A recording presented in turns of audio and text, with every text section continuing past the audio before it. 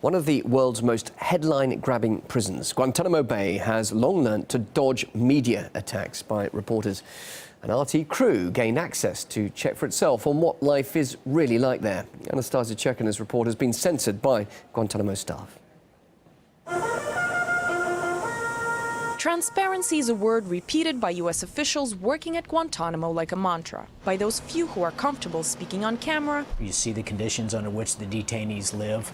You get to talk to the people who are responsible for guarding them. We make it as transparent as possible. Yeah. And those preferring to remain unidentifiable, like the majority of officials we were permitted to speak to. Every week we get media like yourself, international media or local media or whatever, and they're welcome to come here and we tell them what we have. Any journalist's workflow at Guantanamo starts with a mandatory introduction to media rules, a so-called Operation Security Briefing. The material that you guys are gathering to make sure that it abides by our policies here. Even though transparency is a word brought up by all the personnel we talk to on the ground, we as journalists, access to detainees aside, are asked to be very careful about the shots we filmed, all the backdrops, and at the end of each day videos are reviewed and any shots deemed unacceptable are deleted. This one will be okay because palm trees are not too controversial. Remind you of any frowned upon C-word, like censorship? It's a necessary security program established to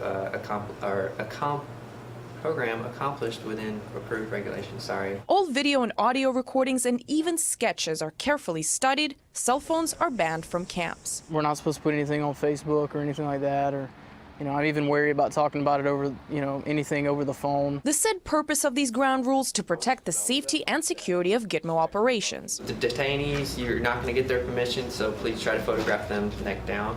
We are warned, violations of media ground rules may result in restricted access, denial of future visits, and or removal from Guantanamo. People just kind of mislabeled it, and they have, I call it the Gitmophobia, just not really giving the true picture. I mean, the only people who knows what goes on in Gitmo is us and the detainees. And getting the detainees' side of what goes on at Gitmo apparently just couldn't be done. After an extensive explanation of how exactly we are to film the prisoners, the amount of detainee FaceTime we get, a total of 1 minute and 5 seconds, through a dark glass window. The reason we're given? Out of respect for them and not using them as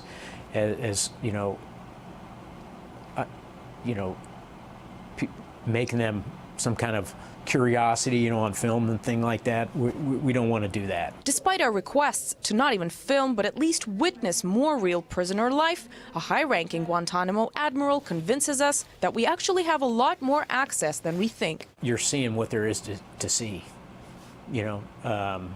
given the amount of time that you have here to see it. So we're as transparent as possible. After a 1 minute glimpse at one detainee, our schedule is in fact all booked up. Tonight they come in, they pay. We're taken to the detention camp kitchen to witness how well things run there. Well, since we're not really being allowed too close to the detainees, this might be the closest glimpse of their life we might be getting today. We're being told that these are the meals that they're offered on a daily basis.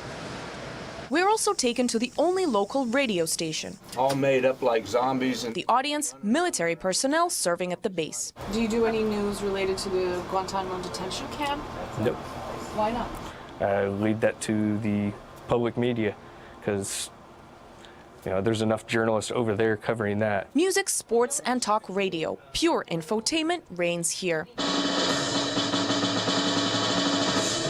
And so we learn that we're not the only ones simply being treated to a show. Anastasia Churkina, RT, Guantanamo Bay, Cuba. And lawyers for the detainees claim visiting their clients is much harder when the cameras aren't around. Advocate Martha Rayner told us she believes people are tortured at the camp when there's no one there to see it. The rules and regulations that are governing the military commissions are incredibly confining for defense counsel. They're subject to very strict protective orders that require them to keep classified information classified.